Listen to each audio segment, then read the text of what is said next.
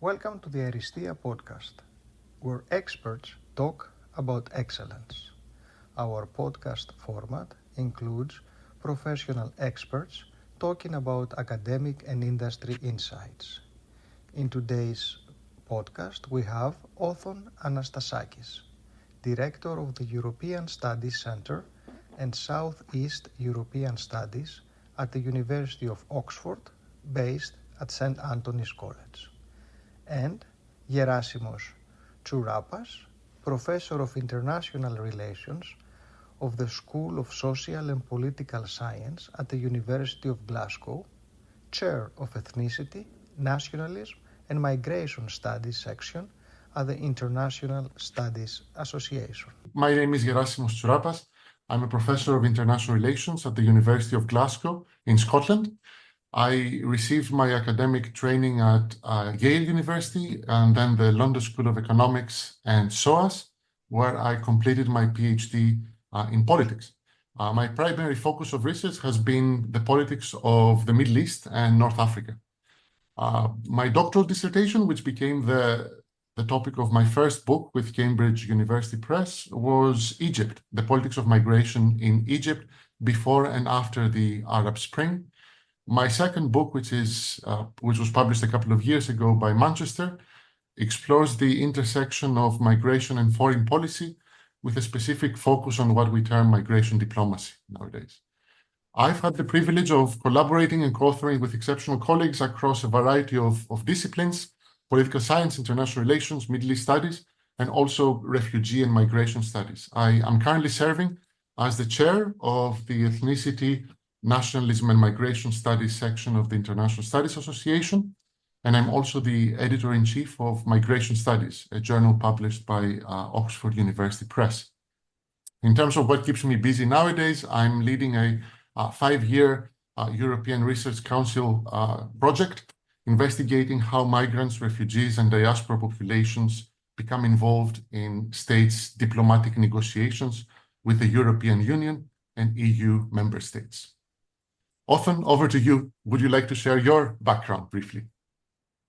Thank you, Gerasimos. And let me first thank, of course, ARISTEiA podcast for organizing this very interesting and exciting dialogue on contemporary matters. I'm looking forward to this discussion with Gerasimos, with whom I have worked in the past and in the present on issues of migration in particular and migration diplomacy. My current position is at the University of Oxford, where I teach European politics, and my specialization is on Southeast Europe in particular. I am the director of the European Studies Centre in Oxford, and also of what we call CSOX, which is Southeast European Studies at Oxford. I'm also a visiting professor at the University of Prague, where I go once a year and teach European politics, and I used to be also a visiting professor at the University of Vancouver in Canada. Now, my educational background starts from Athens as an economist, where I got my BA in Athens, and then I moved to Columbia to go for politics and international relations, or political science as they call it in the US, because that was really what was interesting to me. And then continuing at the LSE to do my PhD. The first area that I ever dealt with was the theme of authoritarianism and dictatorship. So I did a comparative perspective in my PhD of dictatorships in Southern Europe. Greece was a very big part of it, but also Latin America. And then, obviously, as a follow-up, I was very interested in democratization, which is something that back then was also very, very important. In the 1990s, there was the collapse of communism and the democratic transition, a very big issue. And we should not forget, of course, that now we are celebrating the 50 years of the transition to democracy, the fall of dictatorship in Greece. I did work with the Minister of Foreign Affairs for a while. And that gave me that kind of practitioner's perspective, because I was involved in EU matters. And also my first kind of relationship with the Balkans, because I was involved in those cross-border cooperation programs between Greece and its northern neighbors. Then I moved to LSE, where I started working on the Balkans from an academic perspective, and then I created this program in Oxford, CSOX, which has been since then a regional study from various perspectives. And we have introduced there a number of projects on the political economy of the region, on enlargement and EU conditionality, on legacies of the past, diaspora, in the context of which in migration, we have collaborated with Gerasimos as well. And I'm always fascinated by geopolitics. So that's my specialization in a way, and looking forward to our discussion today. That's brilliant. Thank you very much, Othon. I'm conscious that we're speaking at a particularly prescient time in history, both in terms of Europe and the world as a whole. So perhaps that's a good way to start this conversation in a way. It seems that we're facing a current state of global instability. We have some 60 national elections taking place this year worldwide. We have 2 significant wars on Europe's borders. We have escalating violence across multiple regions. And I'm wondering, given what you do at Oxford, how has this level of global turmoil affected your own work and the way you approach analyzing international affairs? And perhaps as a follow-up to this also, to what extent have these overlapping crises shifted your focus or reshaped the way you prioritize certain global issues in your own research? Thank you, Gerasimos. Now, one interesting thing I want to say is that I've been teaching European Union and comparative politics for the last, 20 years or something.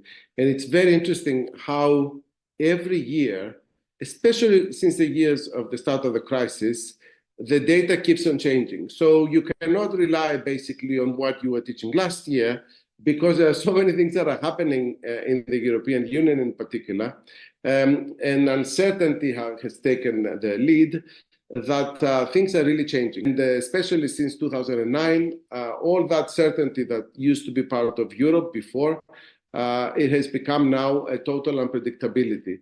The war in Ukraine is something that we are particularly involved. It is affecting very much my work, the work of my colleagues as well, be that in the context of enlargement of the European Union, or of course, what's going to happen with the invasion of Russia in Ukraine. And that's a very, very, risky kind of, sometimes I think that, in Greece, we probably don't understand that much the seriousness of this war and how Russia can really kind of, if allowed to take part of Ukraine, can really kind of go for next. Then comes the Middle East as well, which is something that in Greece, it's a neighborhood that it's much more feared, of course, and understood. And we've got kind of this double yummy, in geopolitical terms. The Balkans always have been, Greece including Southeast Europe, has always been surrounded by a triangle of instability, it has to be said. The one that comes from Ukraine and Russia, the one that comes from the Middle East, but also the one that comes from North Africa. And there are the various risks that we can, of course, discuss. And finally, just to give you a little picture of what's happening in our university, and I'm sure that Gerasimos is also experiencing this, while there is in the UK a consensus as to the fact that Russia is an invader of the country, the Middle Eastern question is much more divisive, much more sensitive in our student community, in our university environment.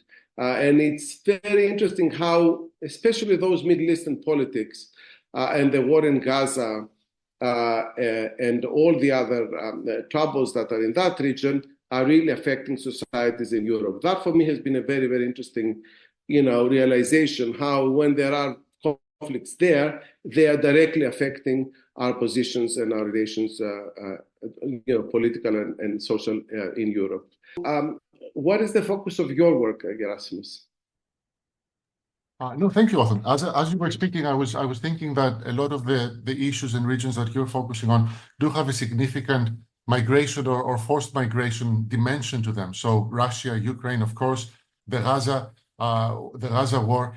So a lot of these situations I examine through the prism of human mobility.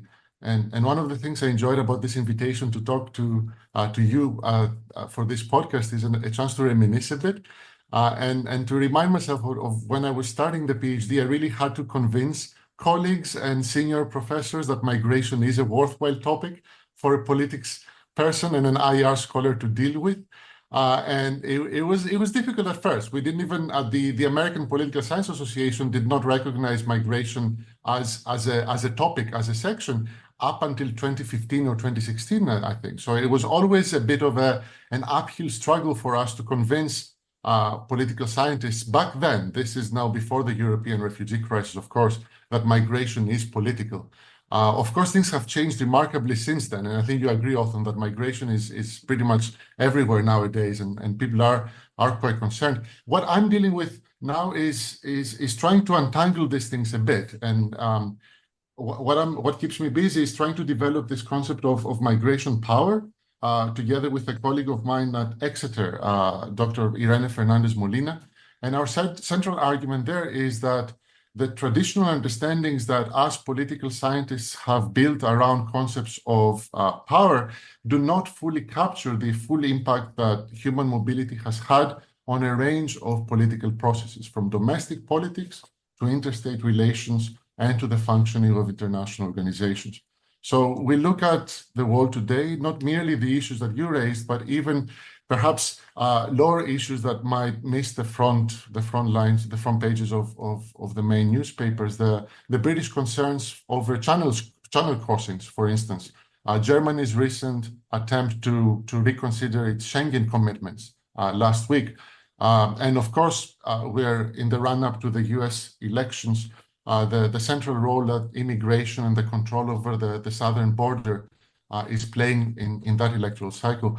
What we see is that it's no longer really sufficient to talk about power in terms of economic power, military power, or even this kind of hard, soft, smart power divisions. What we see is that there is such a large influence of migration on domestic politics, on electoral party politics, as well as regional and international arenas that demand a new analytical framework. So that's what we're developing. It's coming out in international affairs in a couple of weeks' time. So we're trying to look at migration power through the perspective of crisis. And one of the things that we're trying to add to this understanding of migration and refugee crisis is not merely how and when they occur, but how implicated Western states become in them, in responding to them, and perhaps exacerbating the situation or even creating additional crises as they try to come up with solutions to initial refugee crisis. What we found in our research that I hope the audience finds interesting is that a lot of these crises are not really driven by conflict or economics, but they're deliberately created and manufactured by governments to create discord. So we're talking about Europe. A couple of years ago, we saw the largest irregular entry of people into Spain from Morocco, an event that was driven not by climate change or economics or war. It was driven by political motives, by Morocco's dissatisfaction with the Spanish stance over Western Sahara, for instance. So 8,000 people tried to cross into Europe irregularly and to suffer greatly, just so that the Moroccan government was able to score a few political points. And given our background, I mean, closer to us in 2020, Erdogan tried to orchestrate a very similar event in the border with Greece and along the Evros River by unilaterally opening up the land border and encouraging people to cross over into Europe. What we found striking there is that, of course, the Europeans responded by hastily offering money to Turkey. So they offered some money to Erdogan to stop this phenomenon. And he famously replied by saying, well, we don't want European funds. You know, this is not about money. And this is what we're trying to get. So if it's not about money, what is it about, right? And we're arguing that migration is more than just economics. It's about power, and we're only now, I think, beginning to grasp this. So I'm really happy to be able to talk to you about this, given the work that your group has also been doing on Turkey and migration diplomacy there. One question for you, perhaps, if you want me to. Yeah, if I could just please, yes. Come to the point that you said, and that's what makes also your work on migration diplomacy so relevant and so innovative, because it's about the instrumentalization, often weaponization of migration in relations between states. But what is also very interesting, also for me, looking at this from an EU perspective, is how more and more now the European Union is sacrificing its own normative power, its own values, in order to, collaborate and financing regimes that are really, kind of clearly authoritarian in Egypt, in Tunisia, in Morocco, or in Turkey, and that is something that is changing the nature of Europe in many ways. No, absolutely. Is this new, by the way, Othon? Is this something that we're just seeing now, or do you think we have enough knowledge to be able to look to our past and predict future developments and scenarios for the next 10 or 20 years? Like, do you think we've actually learned from mistakes of the past as Europeans or as global citizens, or are we doomed to repeat this phenomena ad nauseum? Well, legacies and the past has been one of the topics that has been fascinating for me. That's why in most of my recent publications, I've always been putting that kind of historical weight on the present. I think it's fascinating because it can explain the present much better than if we don't have that kind of historical knowledge. First of all, on the issue of migration, I tend to tell to my students that migration is not something new. It's not something that we discovered recently. It's basically the story of the whole world. So, on one level, we shouldn't be so fascinated and surprised and get angry with migration because it's been the story of the world. We're not seeing something extraordinary now. It's been going on and on. But having said that, looking at historical issues and how to understand them, whether they, historical mistakes can be repeated. I think that, history is there in order to give us some lessons, to help us also understand whether there are risks for the future. But I don't think that it really can help us really predict something. It's very important as a knowledge that we know what happened, why the current environment is the way it is. But one sees that, especially during periods of crisis, not during the good periods of growth, people do turn to history, either in order to challenge history. So, for instance, we saw during the Greek crisis that there was a challenge on what happened in 1974 and the transition to democracy, whether it was really or not.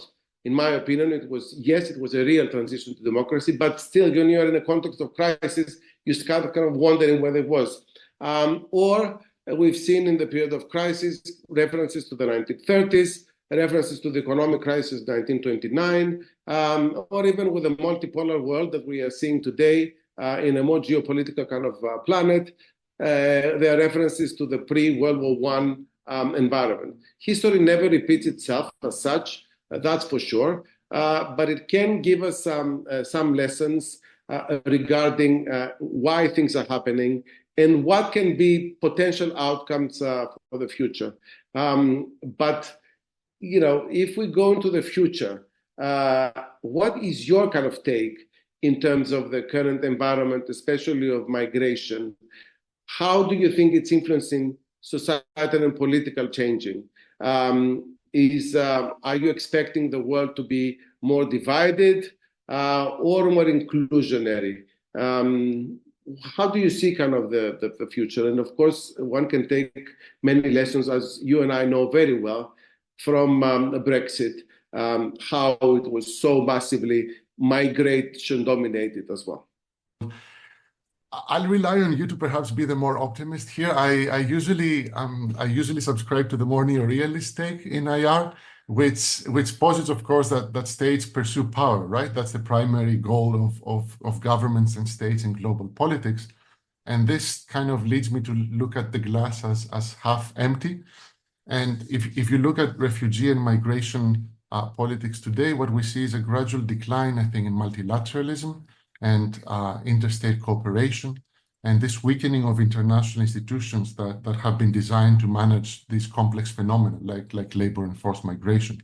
And the example perhaps that comes most into mind now is the war in Gaza, right, and the current situation, where you see that key international organizations that were established in the aftermath of World War II precisely to prevent such large-scale conflicts and to manage population movements are slowly being eroded normatively and substantively and rendered powerless, while few states tend to dominate the global stage. So in a way, I would say that the notion that history is repeating itself feels a bit relevant, given that we tend not to learn from past mistakes, or at least that's what I see as the current state of the world. This is not to say there are no positive aspects there. Both of us have worked on diaspora politics, and given that this podcast also is subscribed to by Greeks in multiple areas of the world, and including North America, I think the diaspora politics does offer this refreshing and surprising level of engagement in terms of how the future might be a bit brighter. Diaspora communities continue to play a key and positive role in the politics of home countries, even from afar. We see the Greek American community in the United States, for instance, being this great example of individual citizens and groups continuing to mobilize, to participate economically, politically, culturally in the home country, even if they're second and third generation descendants of migrants from the homeland. And this, I think, offers at least some hope for positive global development. I don't know if you see diasporas similarly often in terms of their potential for something positive coming up.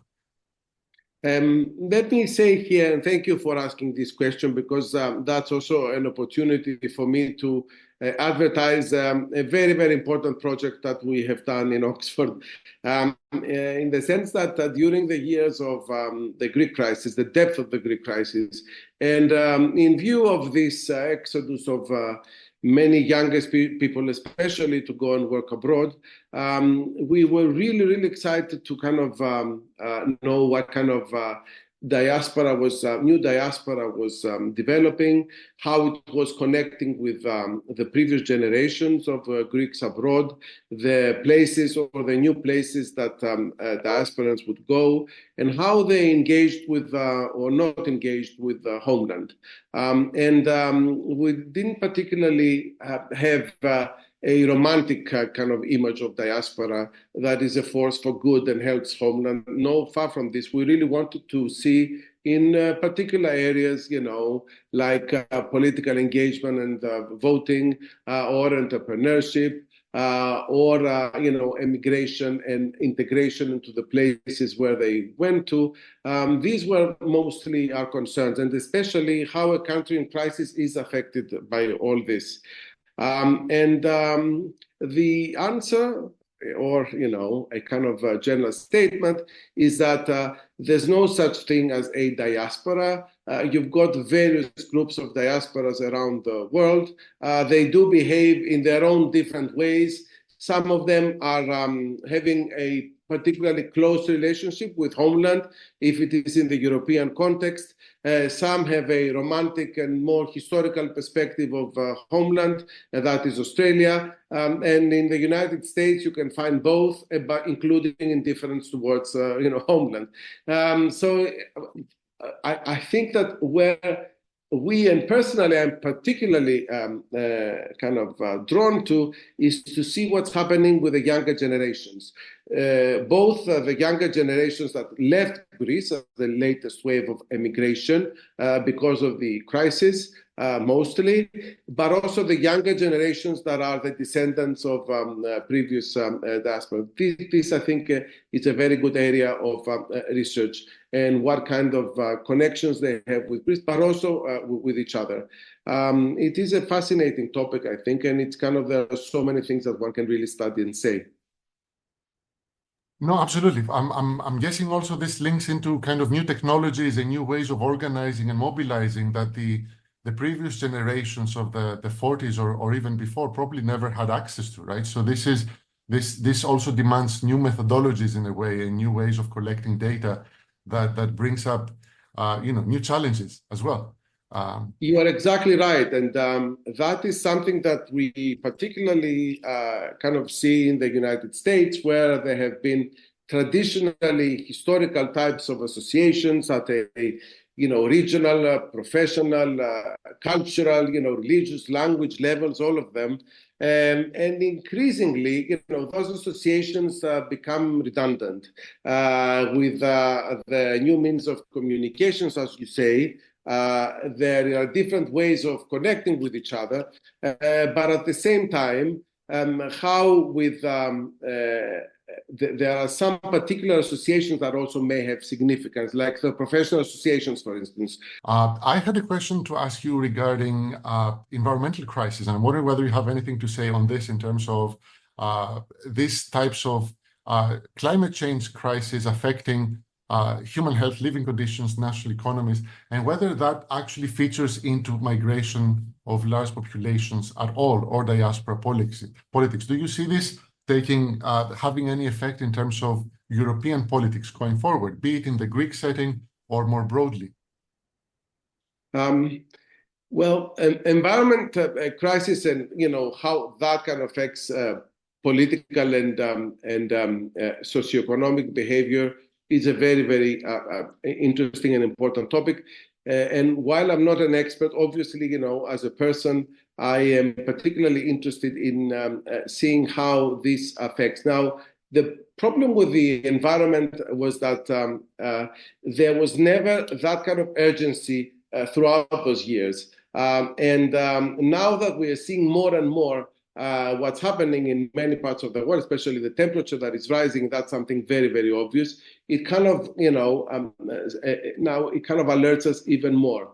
From a very microcosm of the island of Evia that I know well, and that, suffered those fires 3 years ago, it's unavoidable that younger people have and will probably leave the island as well. It was already suffering from that problem. The environment is going to make it worse.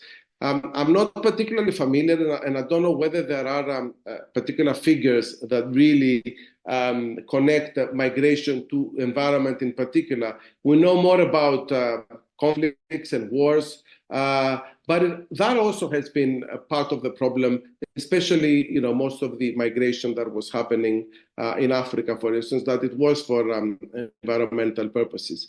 Having said that, Europe itself, a victim of environmental change, and especially the southern region of Europe, they continue to be, attractive points for other countries that are particularly, in dire conditions. And how is environment kind of take place in your kind of research as migration expert, Gerasimos? Absolutely. I completely agree with you. So the environmental change plays a huge role in terms of aggravating other push factors that might encourage people to migrate. So it's not, I would say, the key condition in and of itself, but it does tend to aggravate issues like the inability to find work, or farmers unable to produce sustainable yields, or, as you said, the lack of ability to reside in a place over the long term. So we see that everywhere. We see that in Greece, we see it in the Middle East, and unfortunately, my area of expertise is bound to become even more afflicted with this going forward. So it is I completely agree with you that it's bound to become one of the key points going forward. And yet again, And can I have a follow-up question to this, sure. just to for you to have some more? A lot is said about environment and leadership because, for policies to happen, you need to have leadership. And that's what we are seeing in some countries, we're not seeing in others. There's a whole discussion as to whether the EU is a leader in that field. What's your kind of sense in terms of leadership, in the world, in the current environment? Yeah, that's a great point. I mean, one of the things here, just to link these two issues together, is that environmental driven migration does tend to affect the poorer populations, weaker populations, and also younger people that have employment in less secure positions and are more affected by climate change than others. And this is somewhat concerning given the perhaps lack of interest by younger generations of people, activists of European youth to engage in politics. I don't know what you think about this, Othon, but there is kind of a tendency of younger people, I think, to move away from public service. And this is something that we could be discussing, I think, a bit more seriously in Europe. And there are a number of reasons for this. One could be, one explanation for this has been perhaps this preference over STEM studies or economic studies, which is one explanatory factor. The other factor that I see quite obviously now in the run-up to the US elections is also these harmful effects of social media, right? This polarization that exists in the online world that I think yields this significant and largely unchecked influence on global politics. And I think social media has tended to dissuade young people from pursuing public service. Insofar as my limited experience at the university and my students demonstrates, it seems like, younger people do care about the erosion of privacy, this scrutiny that political figures are subject to, this blurring of boundaries between the public and the private. I think young people that might be capable or passionate tend to think twice about entering politics, right? So why would they, when they see that pretty much anything can be sacrificed for clicks or likes or retweets? I think that's a very interesting kind of dilemma for them. And if you look at other types of social media, you see this kind of ostentatious display of wealth and this glorification of this phenomena that further devalues, I think, public service. One last thing I want to say here is that in some of our surveys that we did at the European Studies Center, talking about the priorities of the younger generations in some European states, one can clearly see that they are becoming, yes, more apathetic. They are not interested in, politics, norms and values and political practices as such. They are much more focused on particular issues. So, either it has to do with their own kind of economic opportunities or with climate. More and more, I think that younger people probably will vote along those lines if we manage, of course, to get them back into wanting to vote, because that's another trend that it's an unhappy trend that, they are becoming more apathetic politically, and that translates into less people going to vote. Brexit was a very good example of this in the sense that it was an older generation kind of outcome rather than a younger generation that didn't bother to go and vote. Can I briefly interject and say that I find it fascinating that for a podcast recording of two Greek academics, we finally managed to revert back to Aristotle, the "Ο άνθρωπος είναι φύση πολιτικών ζώων." I have my last question for you, Othon, is this. If you had a perfect setting, who would you invite for dinner? And they can be any living or deceased person. What place would you select? And what music would you play in the background? And this music will allow us to add this at the end of the discussion. I had a different choice, but I'll rethink it while you answer, given what we're talking about in terms of history. But I'll let you take the plunge first, if I may. Okay, yeah. Now I'm going to bring, and I usually do that with more personal interviews, I revert to my origins from Crete, because I was born there, and I lived for the first 7 years of my life. You can take the boy out of Crete, but you can never take Crete out of the boy. And that's my case, but also many other Cretans Cretans rather, that I know. The person that I would like to invite for a dinner is Venizelos. And the reason that I would like to invite Venizelos for a dinner is because, Eleftherios Venizelos rather, not a descendant of the family, is because he is a myth. And I would really like, I would have liked to know the man behind the myth. And have a dinner in order to just listen to the person, because he is such a big figure in the politics of the island to begin with, and at another level, of course, the politics of Greece. And that would have been my real, choice of meeting the man. Now, I would like to take Venizelos to a nice restaurant which I know in Akrotiri in Chania, which overlooks the Bay of Suda. I would like to order the Cretan pilaf and also the kaltsounia.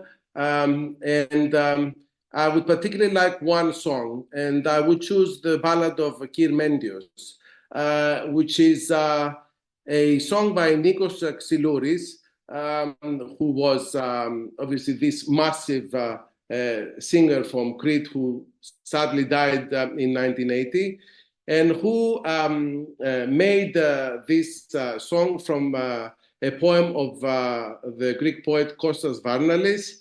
And it was very much about Kyr Mendios is a donkey. It symbolizes the everyday person. That was a poem written in the 1950s, so that's the story of Greece then. Symbolizes an everyday person, this donkey, that is subdued to the authority. And in a quite satirical way, Varnalis asked this person to rise and revolt against the oppressive authority. So what about you? No, that's great. I'm going to be tempted to move beyond the Greek world for a moment.